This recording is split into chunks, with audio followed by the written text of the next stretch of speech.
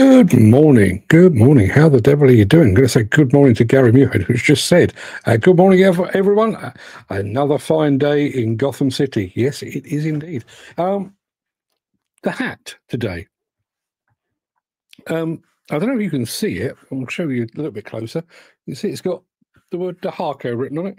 While I was, I could even tell you, I was basically at lunch. We'd been to the Lamborghini factory, and I was sat at lunch, chowing down on some fine Italian food and drinking my body weight in fizzy water because it was bloody hot outside.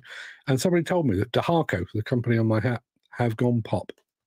Yeah, makers of some very, very good attachments and some damn fine dust suppression equipment. But apparently they are no longer with us, which is a sad, sad notion. Jim Turner is here as well. Good morning, Jim. Thank you very much indeed for joining us. And Andy Thornton says, good morning. And in case I don't see you, good afternoon and good evening and good night. That sounds oddly familiar. Just on a very quick one there, Andy. I know you said, can I send you a private message? It wouldn't let me. LinkedIn wouldn't let me.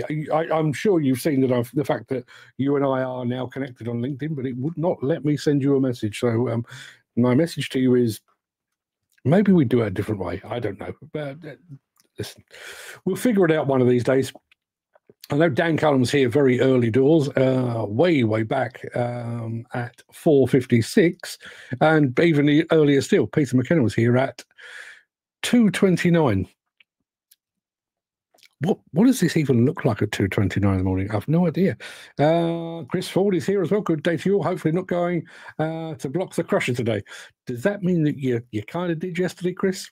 Is that what that means? I think it probably does. If you have the time and the inclination today, I would like you to stick around because sat there last night just perusing the headlines as I am inclined to do. And I'm struck by the fact, or I was struck by the fact, that there is what I can only describe as a crime wave taking place in the UK construction and demolition industry.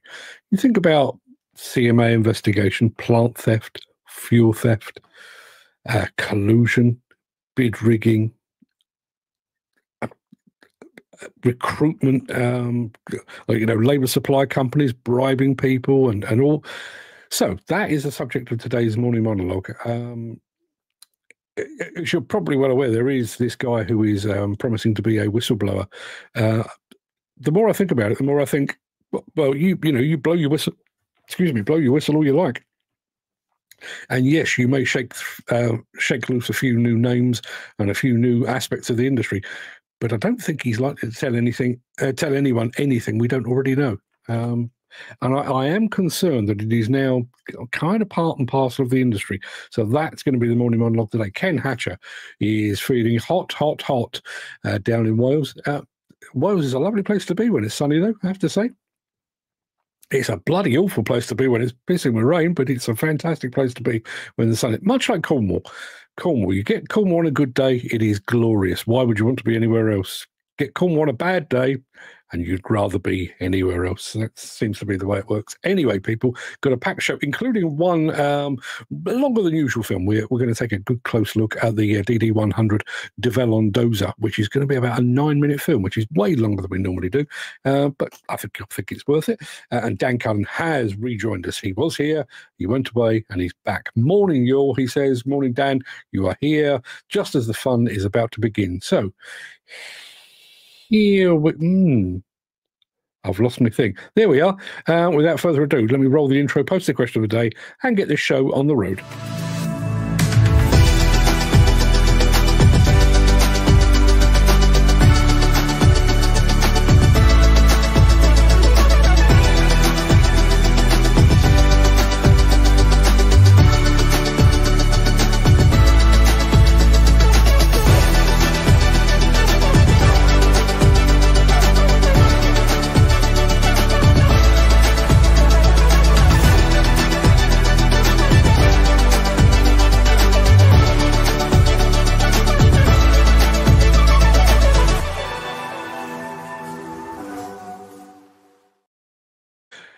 Right, we'll come back to what's on the show today. I will go back to the chat first, though.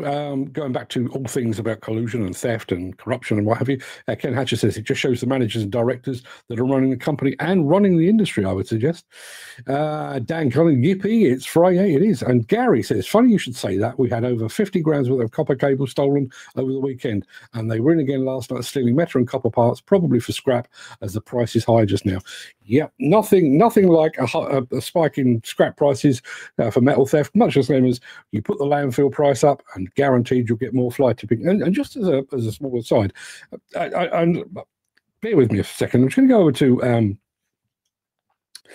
our WhatsApp group. Jim Turner, this is completely unconnected with what we're going to be talking about later, but it just kind of slots together quite nicely.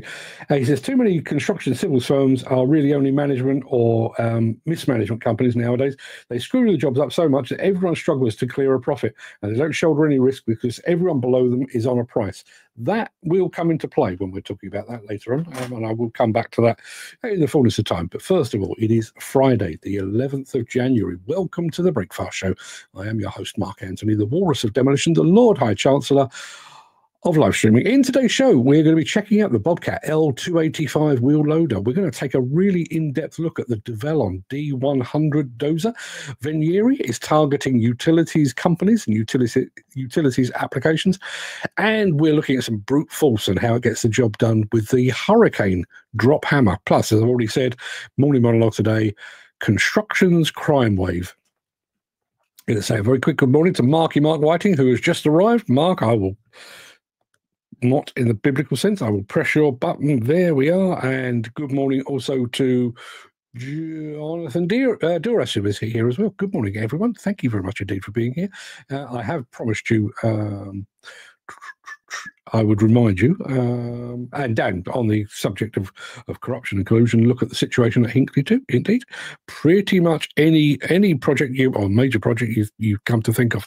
And he also mentions bullying on site.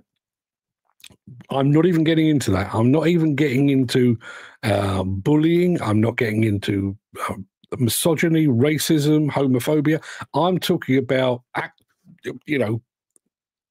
documentary criminality. We'll talk about it in a moment. Ken says, God, the sun is burning me. Lock your door, mate. Turn up the air conditioning.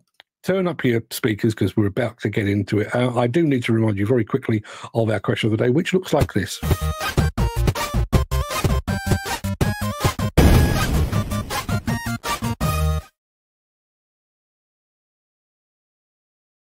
Yep, last question of the day of the week, and it comes from our resident quizmaster, Mr. Gary Muirhead. And his question is this: what is the biggest, most memorable or impressive project you've been involved with?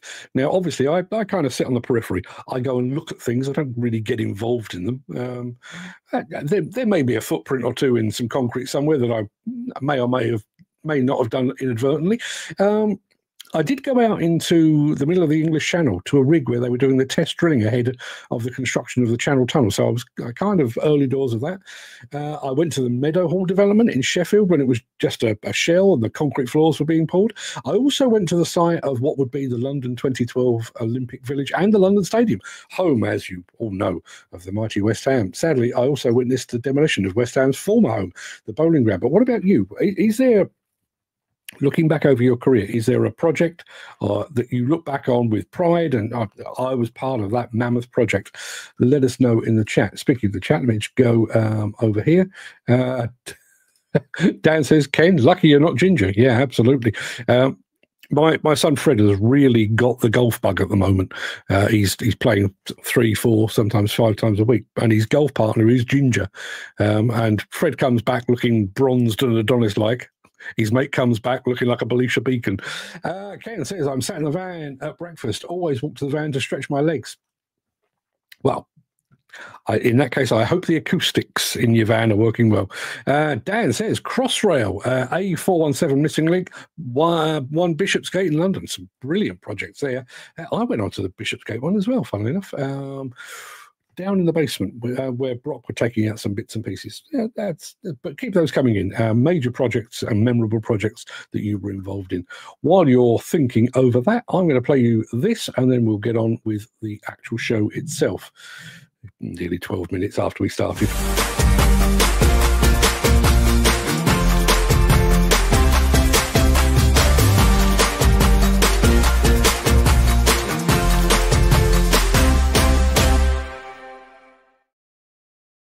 Stand by your beds, people, because Lee Upton has just joined us. Morning, Lee. How are you doing, my friend? Good to see you here. Long time no speak. Hope you're fit and well. You've arrived just in time for the first film of the day, which involves the fine folks at Bobcat and their L285 wheel loader. Here we go. Bigger challenges offer bigger rewards. The Bobcat L285 large wheel loader is ready to deliver the capability and power needed to scale your success. Featuring a 189 horsepower non-DPF engine, travel speeds up to 22.1 miles per hour, and a non-articulated bucket lifting capacity of 13,682 pounds, you'll take down more of the job with every cycle, and you'll be on to your next task in no time. Quick coupler ready and featuring standard third spool auxiliary hydraulics, the L285 can take on a variety of load and carry tasks. From pallet forks and grapples to specialized or general purpose buckets, it's ready to adapt to your job site demands.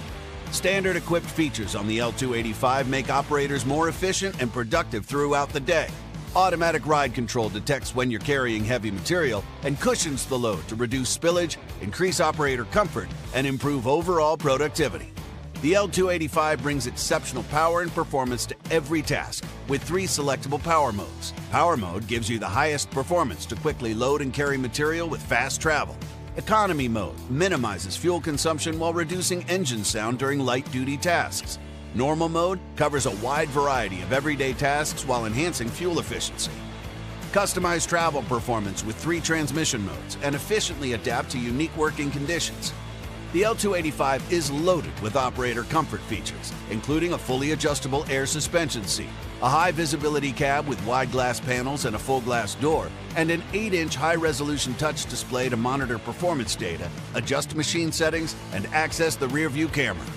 Confidently tackle the job ahead with the service and support of your Bobcat dealer, plus the peace of mind of a 3-year, 5,000-hour full coverage warranty. This is more than a machine. It's a gigantic advantage to push your performance further. The Bobcat L285 large wheel loader. Check it out now at your Bobcat dealer. Dan has asked, he says, nice loader. Did you not show this earlier in the week? I did, but not in that depth. There was another film of it in action. So yes, same loader, different film. Jonathan Duras says, I like the large Bobcat equipment, probably the colour scheme, but I didn't think they were available in the UK. They may not be, actually. I mean, that was certainly an American film, not out of Bobcat Europe and Middle East and Africa, EMEA, but out of Bobcat America. So you could well be right. Also, going back to projects with that you've been involved in, London Bridge Station. I went to this. I have to say, this is one of the most memorable, but for a completely different reason. I did a visit with the fine folks at Erith to Blackfriars Station when they were demolishing part of that and renovating it. And obviously now, if you know London, they've actually pushed the platform out onto a bridge, Blackfriars Bridge. As part of the build up to that, they'd gone down into the underground portion of the station to take down a wall, which, as far as anyone was aware, was a permanent wall. As soon as they hit it with any equipment, the whole wall just fell down because it was basically a false wall. And behind that false wall was effectively a time capsule. You know what a London Underground station looks like, with adverts and stuff like that.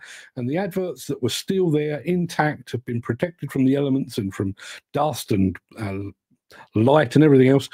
A Star is Born, starring Barbara Streisand, and Star Wars. So that, I can only imagine, that must have happened 76. Well, no, 77. 76 was when A Star is Born came out. 77 is when Star Wars came out. But they'd literally just sealed the thing up, and it was a living, breathing time capsule. Remember that very well. Thank you very much indeed for your feedback there, Dan. We've got our longest film of the day in just a moment. I'll be back after this. If you are enjoying this episode, please consider supporting the show. You can leave us a tip at buymeacoffee.com/demolition news. Now, you might remember that when Doosan became Develon, they announced it on the opening day of not the last Con Expo, but the one before. Obviously, there was a lot of talk about the change of name, Doosan to Develon, but there was also talk about a dozer. They had a prototype, almost a prototype. I mean, I think the thing was commercially available, but nobody had seen it to that point. A DD100 dozer. Now, I've seen it 2 or 3 times since then, but one thing I've never had is a really in-depth talk through it. Well, thankfully, the fine folks at Develon have finally got around to doing that. Sit back. This is 9 minutes of the Develon DD100 dozer.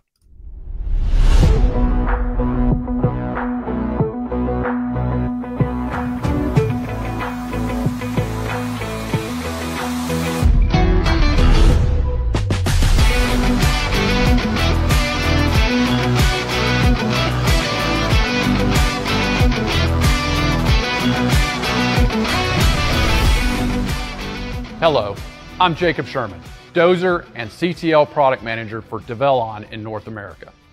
Today, I will be providing additional insight into what makes one of Develon's latest products, dozers, an exceptional value to customers. The Develon dozer lineup features 2 models, the DD100 and DD130. The commonality of design and features provides ease of operator adaptation to either machine. The DD130 weighs over 30,800 pounds and is powered by an industry-leading 146 horsepower engine. The DD100, featured in today's video, has a base weight of over 23,200 pounds and is powered by a best-in-class 115 horsepower Develon engine. Common applications for 10 metric ton dozers are clearing, construction site prep, and grading. During this walk-around video, I will show you how the highly featured DD100 provides performance, comfort, safety, and value to any job site. The DD100 features a 3.4-liter Develon engine with a variable geometry turbocharger. The Develon D34 engine features a robust 115 horsepower, firmly positioning the DD100 with best-in-class engine output. It has been purposefully tuned to provide an optimal horsepower and torque curve for demanding dozer applications. Additionally, the D34 incorporates the latest emissions technology, providing non-DPF emission solution. An integral part of the D34 engine's durability is the cooling package. The cooling package is an essential element of optimizing engine performance and durability. The most demanding applications may require purging debris buildup from a radiator. Develon dozers are equipped with a standard reversible fan.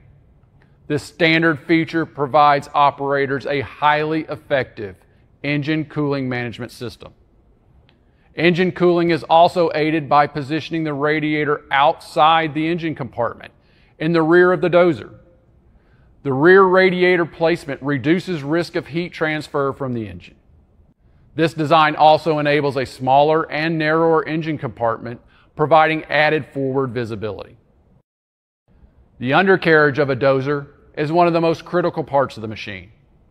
Varying job sites require different ground pressures and track types. Considering the variety of needs Develon customers will have depending upon application, Develon dozers are offered with either XL or LGP track configurations. These 2 options provide the best solution for any application. The XL provides optimal traction, and LGP models provides one of the lowest ground pressures in the industry. Additionally, the Develon dozer portfolio includes 2 track guard configurations, the general purpose guard and a full guard, which limits material access to the tracks. The DD100 XL features a 9-foot, 1-inch blade, and the LGP configuration features an impressive 10-foot, 9-inch blade. All DD130 and DD100 configurations are standard with a 6-way pat blade, featuring standard blade shake and blade flotation. Blade shake is designed to remove residual debris adhering to the blade, while blade flotation enables quality finishing.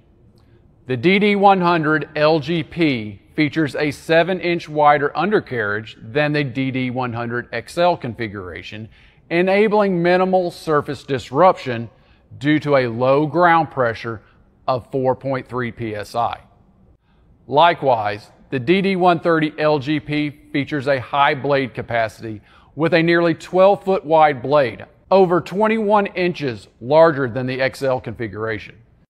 The DD130 LGP has a 16-inch wider undercarriage than the DD130 XL, enabling a low ground pressure of only 4.6 psi. All Develon dozers are equipped with standard high-quality bearings and replaceable components in high-wear locations. The track systems incorporate both single and dual flange rollers, promoting longer life and maintain track positioning in the most demanding applications.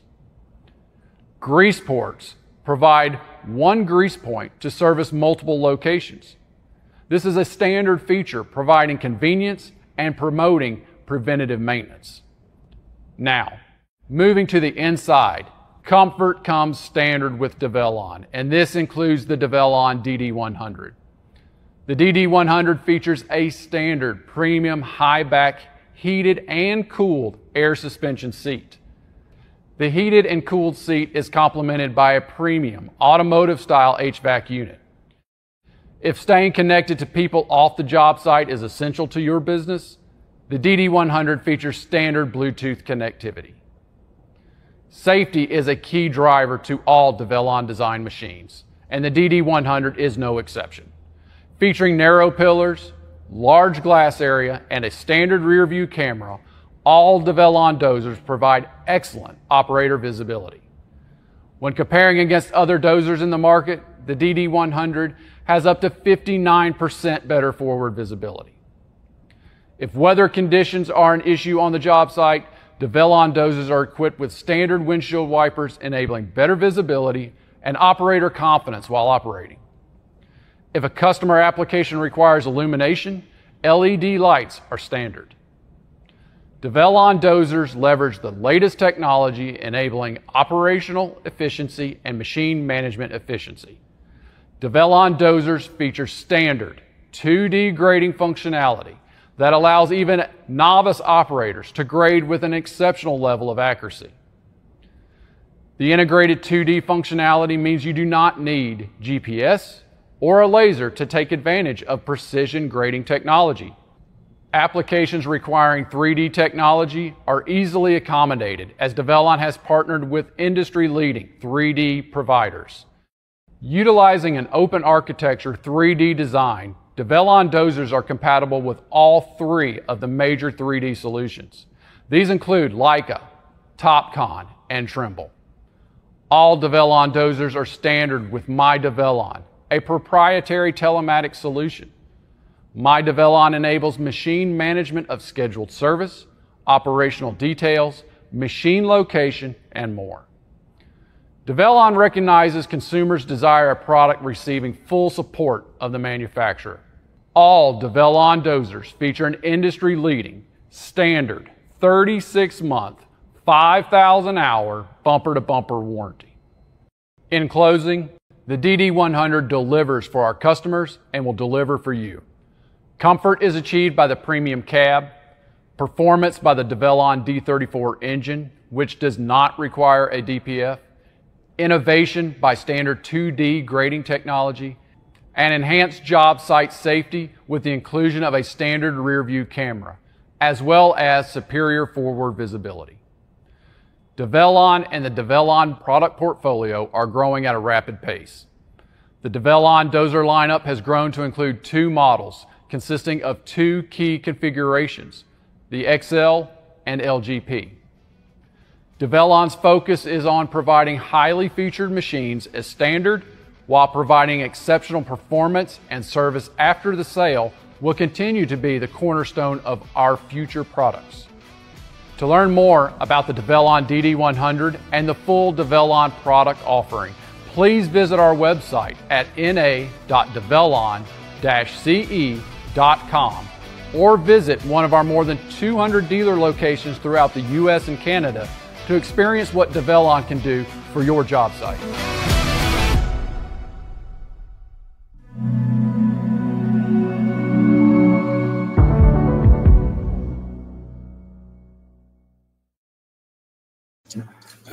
Bit longer than our usual fare, but it appears to have gone down well. Galvin over at Mostly Digger says that's a big warranty as standard. That's a massive factor in making a purchase like that. We'll come back to that in a moment. He also says very thorough video. Ken Hatcher also picked up on the warranty. Good warranty, he says. When does that come to the UK? I think it's available now. I'm fairly sure that's the case. Peter McKenna is here. Morning all for the second time today. Yeah, I saw you here at 2:30 this morning. Dan says that's a great description of that kit. Nothing missed. I agree. He also says the bonnet, fantastic for visibility. I have sat in the cab, not while it was moving. I was just on an exhibition stand, but I would certainly agree with that. Chris Ford says, great sales pitch. I wonder who wrote that. Definitely not me. Definitely not me. Jonathan Duras, great looking dozer. And we're going to go back to this one from Ender Lee, who says, why has Doosan changed their name to Develon? It was part of the divide. So, I mean, I'm sure you're aware of this, but Hyundai owned Doosan and Bobcat, but there was a decision back in, when would that have been, 2022? 2020, whenever it was, 2022 I think it was, where Hyundai were going to go that way and Doosan were going to go that way, and as part of marking that divergence, they decided to change the name Doosan to Develon. That's the absolute truth. Ken says that the DD100 has been out in the UK for over a year. Thank you, Ken, for clarifying that. Gary Muirhead also says we've started taking delivery of the first Develon £10 million order. Seem to be okay so far. Awesome. Keep us posted on that. And 2324, that was the last Con Expo. The one I'm talking about was the one before that. So I think it was 2022. They kind of merge into one after a while, I've got to be honest. We're going to be right back immediately after a smidgen of this. Since the finance bill came into effect in April, the construction industry has seen a surge of fuel thefts. The rising cost of living has placed an additional risk of theft by employees and contractors, as well as opportunistic thieves. By using diesel dye and placing warnings of its use, you are sending a clear message that this is your fuel.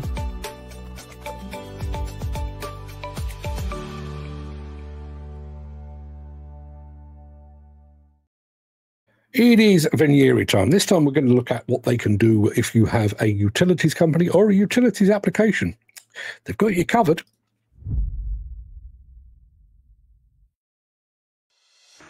Since 1948, Venieri has been right beside your city. Snow removal, road maintenance, warehouse handling, seabed cleaning, beach cleaning. With Venieri, one machine does it all. Forget sheds full of equipment to maintain and repair. Boost productivity, cut costs, and lower emissions.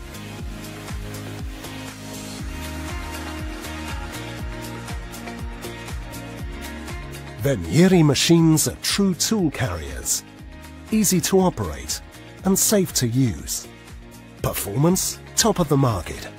Versatility, unmatched. With Venieri's backhoe loaders, even the rear arm detaches in seconds.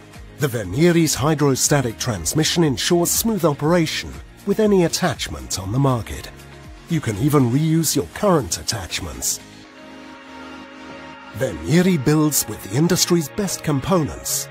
Quality and reliability guaranteed. 100% made in Italy, in the heart of Italy's legendary Motor Valley, alongside icons like Ferrari, Lamborghini and Ducati. Digging, grading, clearing, braking, backfilling, leveling. Earth moving is in our DNA since 1948. Efficiency, power and minimal downtime. That's the Venieri philosophy.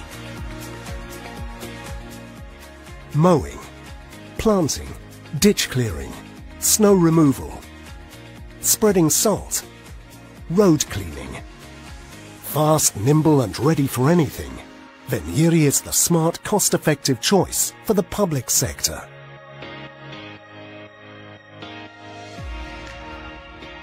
On construction sites, Venieri is essential for cleaning, removing old pavement, distributing materials, or laying pipes and cables. Fast transport, compact size, and a tight turning circle make Venieri machines perfect for urban construction sites.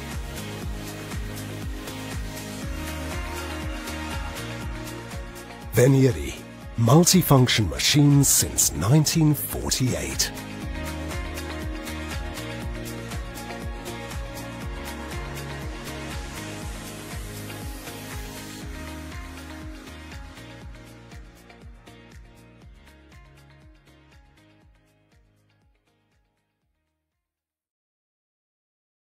Right, lots and lots of stuff in the chat. First of all, this one from Dan Cullen, who says, are they available in the UK? They are. There's a company down in, I want to say Devon, fairly sure it's Devon, a company called ConAgri, who are importers of Venieri equipment. So if you're in the market, that's where you find them. Although he does actually say they'll never beat a 3CX, though. Fair comment. Jonathan Dura says they do look versatile pieces of equipment with those attachments. They certainly do, yeah, and a nice bunch of people as well. Really good folks to deal with. Jonathan Duras, going back to our previous film, he says, I believe the DD100 is for the American market. I think you're right. While the DD130 is a more wider market spec for markets such as the UK. I think you're absolutely right. I've missed a comment from Dan Cullen, which I seem to do with some regularity. We're talking about memorable or impressive projects. And he said this, the most memorable was sea containers next to the Oxo Tower for Byrne Brothers. Every day, lunch paid for. Every Friday, 1 p.m. To the pub for a few beers, then 5 p.m. back to the pub. Everyone got on fantastic, as the managers had a bar tab. Nice work if you can get it. On the same subject, different project, but same subject. Question of the day, most impressive or memorable project. Gary Muirhead, who actually came up with the question, says the total gas plant project in the Shetland Islands, a £3.8 billion plant that will produce 28% of the UK's gas demands. That's a nice one to point at.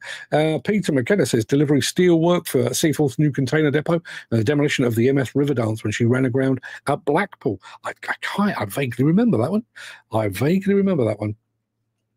And Peter says, I can go back even further than that in reality. Used to work for an international shipping group, and we used to load trailers with equipment for the Ankara, Turkey gas conversion JCB valves.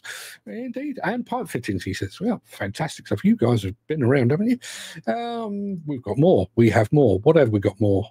Oh, I know what we've got. We're talking drop hammers in a second, which you don't get to see very often. Back after this.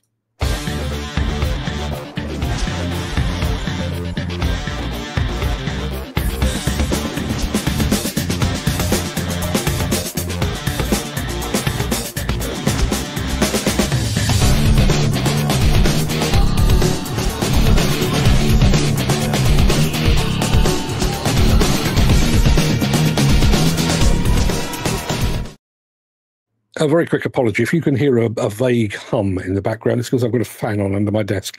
It is sweltering in here at the moment. So my apologies if you've got that. If you can't hear it, pretend I never even mentioned it. Drop hammers. Not something you see every day, but pretty damn good to look at when you do. Here we go.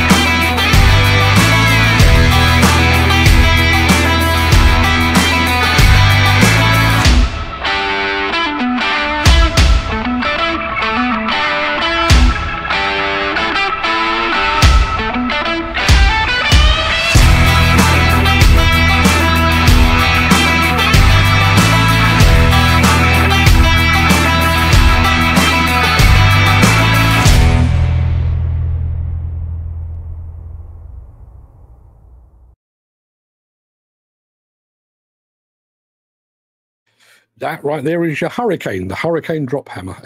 Going back to Peter, who says, I'm dreading when the temperature goes up later today. I was hot enough at 17 degrees. It has been stiflingly hot, hasn't it? Did you? I'm slightly embarrassed by this question. Gary Muirhead says, did you wear a suit, shirt and tie for your important interview the other day?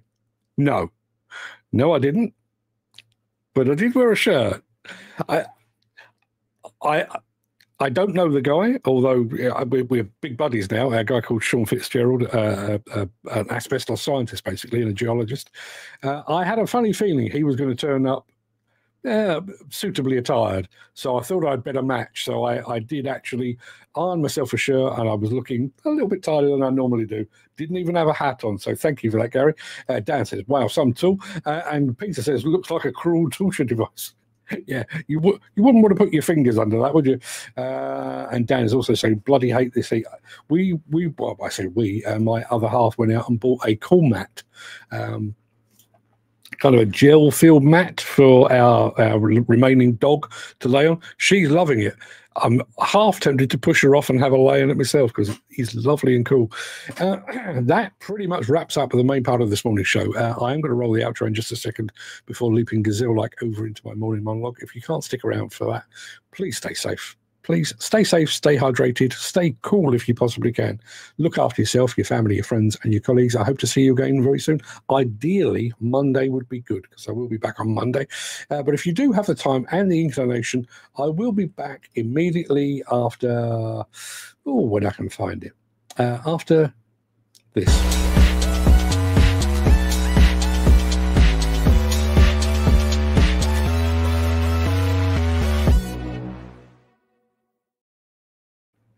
A potential whistleblower on LinkedIn is apparently planning a tell-all book that will name names and expose the dark underbelly of the UK's asbestos industry.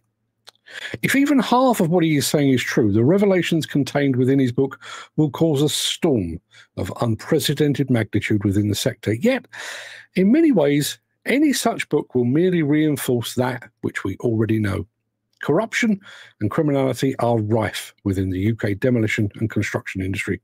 From plant and fuel theft to major fraud, this is an industry in which illegality is as ever present as diesel fuel and plastic hard hats. Cast your mind back to March 2022, when the Competition and Markets Authority hit 10 UK demolition contractors with fines of more than £60 million.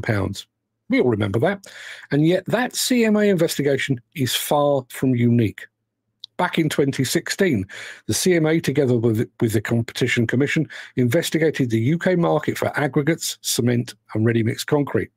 At the same time, the CMA was investigating allegations of bid rigging across various construction sectors, including the supply of galvanised steel tanks. In 2017, several firms admitted involvement in anti-competitive practices within the fit-out sector. 7 contractors have just this week offered to stump up £100 million to settle an investigation into the UK house building sector. Meanwhile, the CMA is currently gathering evidence for a potential investigation into the roofing sector. That case opened in December last year and is yet to run its course, but there is suspicion that several firms colluded to manipulate bids for building contracts under the government's Schools Improvement Scheme. And it doesn't end there. Just 2 months ago, 3 construction bosses were convicted of bribing energy officials linked to a major Devon housing development. 2 former E.ON employees were found to have accepted around £2 million in bribes in a scandal that included cash payments and false invoices. In April this year, the Serious Fraud Office arrested 3 individuals tied to Blue 3 and former associates of Mace over more than £3 million in alleged bribes concerning the construction of a Microsoft data centre in the Netherlands. Also in April this year, the owner of a Labour supplier company, Tony Demolition Workers, was sentenced to 3.5 years imprisonment over bribes of more than £600,000 paid to 3 former Keltbray managers. Those former Keltbray managers got between 2 and 3.5 years as well. During the COVID-19 pandemic, the UK government introduced a series of support loan schemes to help companies survive. By the beginning of this year, more than 40,000 UK construction firms had defaulted on their bounce-back loans. In fact, just 11% of those emergency loans to construction companies have been repaid.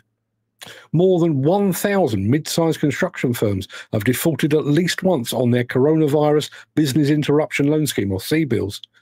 Approximately a third of CBILS debts are still to be repaid.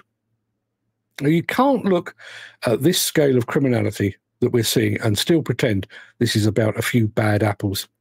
It's the whole barrel, or more accurately, it's what the barrel has become, a pressure cooker, an industry where margins are razor thin, competition is cutthroat, and the line between opportunity and desperation is often no more than a mark on a falsified invoice. Construction feels compromised. Bribery, corruption, fraud, misuse of public funds. These aren't isolated incidents. They're now woven into the very fabric of how the UK construction sector has learned to survive. Construction builds hospitals, schools and homes, yet the moral scaffolding holding it all up is rusting away. For decades, it's operated in a space where accountability is scarce and scrutiny is conveniently delayed. The complexity of subcontracted chains makes it easy to shift blame. The revolving door of companies folding and rebranding makes it easy to hide. And the relentless pressure to deliver projects on time and on budget creates the perfect conditions for shortcuts, favours and payoffs. Some people will, I'm sure, argue that this is just the nature of the business, that in a high-stakes, high-pressure environment, people will always find ways to game the system. But that misses the point entirely, because this isn't just business. This is public money. It's taxpayer-funded regeneration schemes, publicly financed infrastructure, emergency pandemic loans. And yet, time and time again, we see the safety nets put in place to protect the vulnerable end up being looted by those in the know, those with connections, those who've been playing the game long enough to know which doors stay unlocked. What does it say about an industry when millions of pounds in COVID loans meant to keep workers afloat during a crisis are siphoned off, unpaid or misused? What does it say when the firms defaulting on those loans are the same ones that benefited from government contracts or bounced back to profit while refusing to repay? It says we've created a system where honesty is a liability and bending the rules is just another tool in the toolkit. And don't be fooled into thinking this is just about rogue directors or fringe players. Some of the most damning cases involve well-established firms, former executives and public-private partnership. Former executives and public-private partnerships. When former employees of national energy companies are accepting bribes to influence housing infrastructure contracts, or when demolition firms are found to have handed over hundreds of thousands in backhanders to secure work, it ceases to be anecdotal. It's become structural. Why is this happening? Well, there's greed, of course, and it's rampant. But it's also because the construction industry is being squeezed from every direction. Material costs are soaring. Labour is harder to come by. Payment delays are chronic. And in the midst of all that, firms are expected to hit environmental targets, meet social value quotas, and remain commercially viable, often on tenders that were underpriced from the very beginning. Something has to give. And far too often, what gives is ethics. This isn't to excuse the actions. It's to understand that the climate... I've got to scratch my nose, sorry. This isn't to excuse the actions. It's to understand the climate that produces them. When you're juggling delayed payments from a client, looming payroll, and a tender that only makes sense if you lowball the bid and claw back the margin somewhere else, you start to look at rules as suggestions. You look at procurement systems not as safeguards, but as obstacles to overcome. You start to think maybe just once you'll take a shortcut. But in construction, shortcuts have a nasty habit of becoming a well-trodden path. And when everyone's doing it, or at least turning a blind eye to it, who is left to blow the whistle? The regulators? Understaffed, under-resourced, and often playing catch-up years after the fact. The clients? Many are complicit or at best apathetic, happy so long as their building gets done and the PR shots make them look good. The public? They never even see the rot till it's too late, until the firm goes bust, or the scandal makes it to the newspapers. There's a saying in this industry, you're only as good as your last job. But what happens when your last job was secured through a bribe, funded by a misused loan, and executed by a company that no longer exists? What happens when the reputational damage never sticks because the names change, the directors rotate, and the trail goes cold? What happens is what we're seeing now, a cycle of criminality masquerading as normality. We're long past the point where these stories can be dismissed as exceptions. The data is clear. The convictions are in. The unpaid debts are piling up. This isn't just about a few rotten deals. It's about an industry that has become accepting of the unacceptable. An industry so entrenched in crisis mode that it has normalized corruption as part of the cost of doing business. And that's the real tragedy here. Not just the money lost or the rules broken, but the erosion of trust. Until that changes, criminality in construction won't be a headline. It'll be a fixture, a brick in the wall. Another cost down, another cost passed down the chain, paid, as always, by those least able to afford it. There you are. It doesn't make for good reading, does it? Really doesn't. What do we got here? Let's have a look. Blimey, all of this has just gone. I didn't realise it had got so busy. So what do we got here? Peter says, I used to like the heat until I started having trouble with my lungs. Yeah, funnily enough, mine went the other way. I am mildly asthmatic, which is why one of these is sat on my desk. Cold weather, particularly foggy weather, fucks me up good and proper. Peter says, here we go, Mark's morning monologue, or should I say Mark's morning gripe, where the opinions are strong and the patience is low. Wouldn't be the same without it. Thank you for that, Peter. Wow, that's shocking. It is. It is. As I say, I mean, we do have this whistleblower doing the rounds at the moment and everything else. Yes, he may name a few new names, maybe, I don't know. He may do. But all of the accusations, you know, the brown envelopes and, you know, all the little side deals and all that, we already know it. We're all aware of it. That, you know, that was the most disappointing thing about the whole CMA investigation. You know, when we broke the news, and I think we were the first to do so, certainly in the demolition industry, the reaction wasn't, that's shocking, that's terrible. The entire industry went, yeah, it's only a matter of time. That's the absolute truth of the matter. What do we got here? Hang on a minute. Something's just gone wrong on my screen. Mick says, I personally don't think they should accept the offer of 100 million.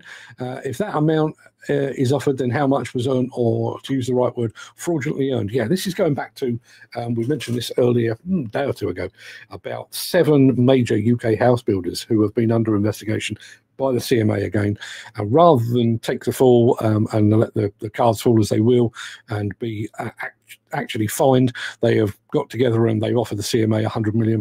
Now, the CMA could well look at that and say 100 million, we've never had that much money in one hit before, and take it. But if they're offering 100 million, what would the, as Mick rightly says, what would the amount of the fines be, bearing in mind, certainly with the demolition instance, that all of the fines were basically linked to turnover. And yes, there were some big demolition companies, but not in the same league as some of the big house builders. Chris Ford says, Betty Swallock's day, no aircon, someone put a piece of rebar through the aircon cooler. Not me for once, he says. I bet it's a bit warm there. Have a quick look at what I wrote in the group, Mark. You will like that one better, but too long for YouTube. Hang on a minute. What do we got here? Let me just have a very quick look. Right.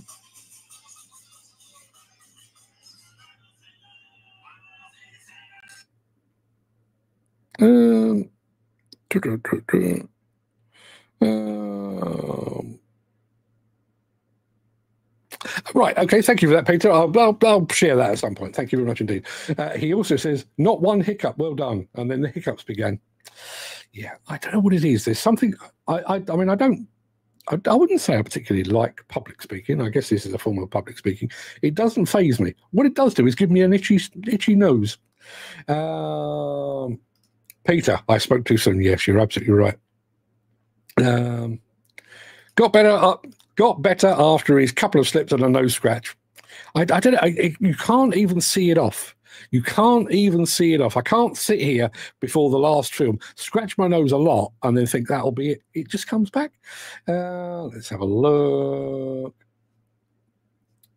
I think we should have guest readers like a Jackanory. I'd love to have a Jackanory. I'd love to have that.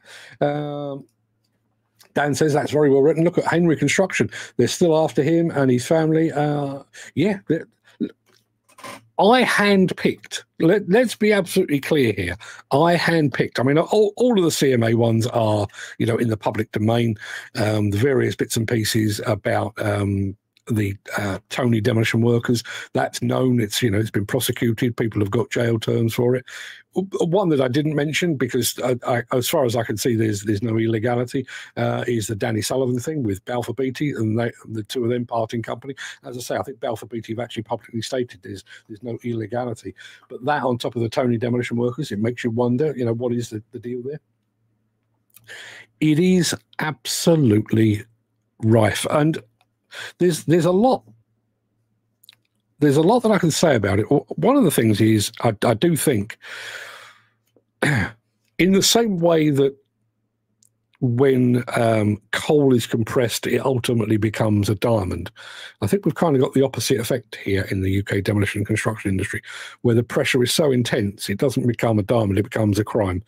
You know, a fight for survival, and that doesn't condone it. I'm not looking to condone corruption and collusion and that kind of thing, but I think the nature of the industry as it stands at the moment is encouraging it. I think there's also a degree of the makeup of the industry. If you think, we talked about this earlier in the week about the you know, the tier one, main contractor, subcontractor, specialist subcontractor, layer upon layer upon layer. Each of those layers is a potential crack through which criminality can crawl. And I also think our failure to respond in an appropriate manner to this is an issue as well. This guy that is proposing to be a whistleblower over on LinkedIn is talking about a lot of the companies that were involved in the CMA investigation into the demolition industry. Now, his focus is very much on asbestos, but it sounds like a good many, if not all of the companies that were implicated in that are now potentially implicated by this guy. You will recall that the National Federation of Demolition Contractors basically refused to sanction any of the companies. It began with all 10 of them were NFDC members. One of them stopped being an NFDC member, Scudders or Careys, and then obviously Squibb Group went out of business, so that they weren't a member either. But the NFDC refused point blank to sanction those companies. What happens if there are further revelations involving those companies now? Do they do the same again? Mick says, when I penned the book I was going to publish about demolition, I had a few heated arguments with certain people. I could have used 3 chapters on the asbestos game and what goes on in it. I'm still tempted, saying that I think I'll wait until this fellow's book comes out to see if what I know is covered in his writing. Again, there's the issue. I think there are, you know, if half of what he says is true, I would imagine there are some moves going on in the background. But at no point have I seen anybody saying, oh, shock, horror. Oh, hang on a minute, I'm going to have to do my pose for shock, horror. Shock, horror. Corruption in asbestos? Who would have thought such a thing? Surely not. Everybody seems to have gone, yeah, I know. I know goes paying back the COVID payment as they were still working, got over 50 grand in loans. Yeah. I mean, I know of one case that's kind of linked to this industry where there was I don't know if it was a CBILS or a bounce back loan, went into a person's private bank account, or went into the business account and then leapt immediately from there into his private bank account. That's not keeping the business going. That's not paying your employees. That's not keeping the company afloat. That is fraud. Plain and simple. Peter says, sorry, folks, got to run. Have a good day. Super fine weekend. Don't forget the sunscreen and stay safe. Yet we are actually planning a bit of a family barbecue this weekend, given the fact that we've got some nice weather. So, yeah, sunscreen will be lathered on, and no mistake. And they're complaining that it was free. Why should we pay it back? Because regardless of whether it was a C-bills or a BBL, the thing contains the word loan. It's a loan. It's a temporary handing over of money. Temporary. We'd like it back, please, if you would be so kind. Of course, they would ignore it and try to carry on. And I wonder about that. There does seem to be this notion of they can't nick us all. You know, if there's 40,000 outstanding loans, at what point do you say, we're kind of going to have to give this up? Can we really have 40,000 cases going through the court? MB Crusher just joined us. Buongiorno. Good morning to MB Crusher, all the way from Italy, the nicest country in the world. That's Grandpa off Only Fools and Horses. Yeah. What the? Yeah, absolutely. It was Uncle Albert, actually. I think you're fine, but you're absolutely right. Yeah. Don't mention it yet. Yeah, I remember it very, very well. So, given all that I've just said, what do we do? What do we do?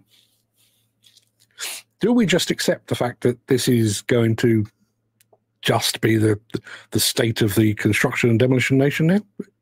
We are corrupt, and yeah, that's just the way it is. How do you feel about those companies? And I can think of a few, those companies that really do run a very, very straight, law-abiding ship. Can they actually compete? Will they be able to compete in the years to come? If everybody is on the fiddle, on the take, can they compete? How many jobs are people missing out on because people aren't paying with a straight bat? And I do remember very, very distinctly when the CMA investigation delivered its findings and said that they'd found 10 demolition companies guilty. The main reaction I got was tip of the iceberg. How much more is there out there? Is the CMA still looking? Certainly the guy that is proposing to be a whistleblower believes that they could and should have another stab. Mick says, how many of us demo blokes have found asbestos on a site knowing full well it was not there the day before? Yeah. But by the same token, how many have found asbestos on a demolition site and it's kind of vanished? Yeah. What about asbestos investigations and assessments that are done by driving past? It's a real thing.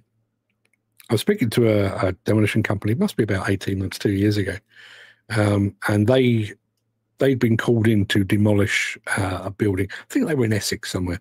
They'd been called in to demolish a building, and they'd been given details of the asbestos survey that had been done before their arrival on site. There's nothing to worry about, no asbestos at all.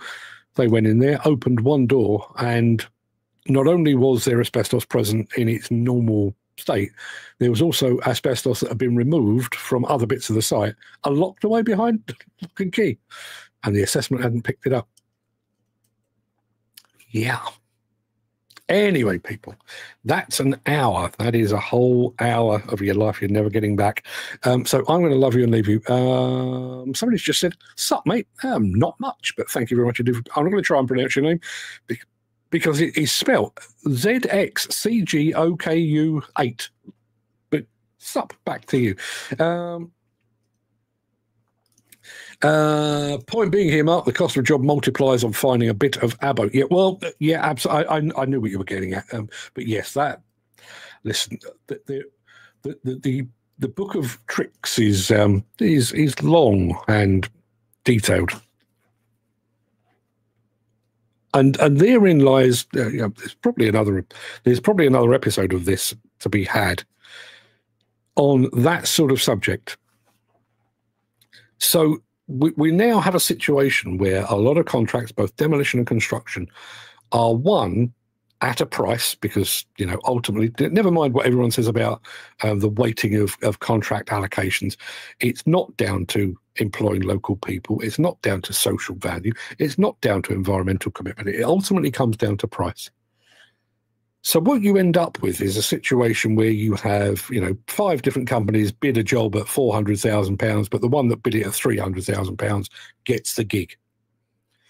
But the moment they get the gig, they then start looking for how to claw back the difference between what they've offered to do it for and what the job will actually cost. And it is things like asbestos.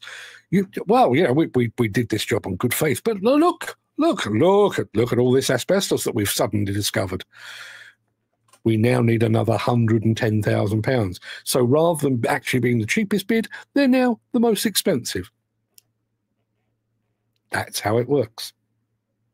Dan says, I know a company whose managers of asbestos in bags take to site and scatter. Welcome one and all to the modern demolition and construction industry. Boss Attachments, all the way from New Zealand, just joined us. Love your work, gentlemen and ladies. Boss Attachments, if you haven't checked them out, do so. Very, very good.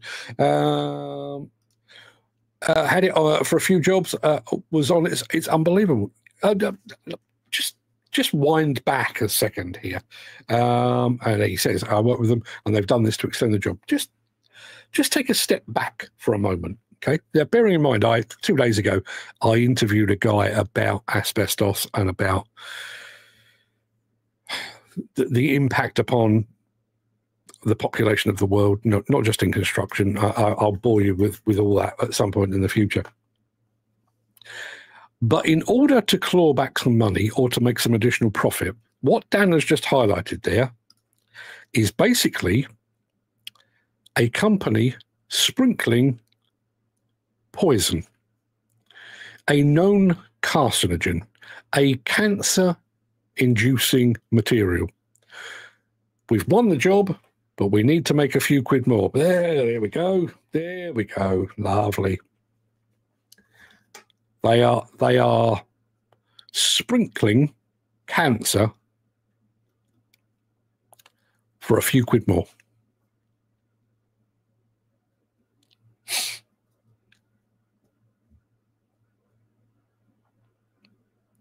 99% of everything I do within this industry, it's given me a good living. It's put a roof over my head and over the roof of my family. Kept me largely gainfully employed for 35 years. And at its core, I love the industry. I love most of the people within the industry. But you see stuff like that and you just go, I'm not even sure I like being associated with it sometimes. What do we got? So Dan said that. I know a company whose managers have asbestos in bags to take to site to scatter. Mick says, don't we all? Again, going back to that monologue, which, I stumbled my way through. If this was just a few outliers, you'd go, wow, the law of averages dictates if you're an industry employing 2.5 million, nearly 3 million people, you're going to have the occasional bad apple. We're at the point now where it's not a few bad apples. We've got an orchard-wide issue, I think. And there you are. I'm going to show you this in just a sec from Mick. Here's the point that I think that I overlooked, certainly, and I think is worthy of mention. The regulators are understaffed, undermanned, undervalued, underpaid, underfunded. The public doesn't know about any of this stuff until it's too late. A project has gone tits up or a company's collapsed like an ISG or a Carillion or whatever it might be. The trade bodies have no interest in persecuting and prosecuting their own. It ultimately comes down to us those of us that are in the industry. And Mick hits the nail on the head here. And we are all to blame. We don't say anything in case we lose the job. Yep. It's like they've managed to create a perfect environment in which to collude and cheat and game the system, and there's nobody can get into that and actually point it out. Dan says that's why I walked away from too much. It was too much to be involved. Too much bullshit involved, rather. Dan also says have a fantastic weekend, guys. Stay safe. Mick, fancy meeting up some Saturday? Yes, a good question. Mick, count me in for that. I'm assuming I'm in the country. Assuming Mick's in the country, actually. But that will do us for now. I'm going to go off and do something cooling, I hope. Until then, everybody, I'll be back on Monday. Have a fantastic weekend. Do stay safe, stay cool, stay hydrated, and all those good things. And I'll see you again very, very, very soon. All the best.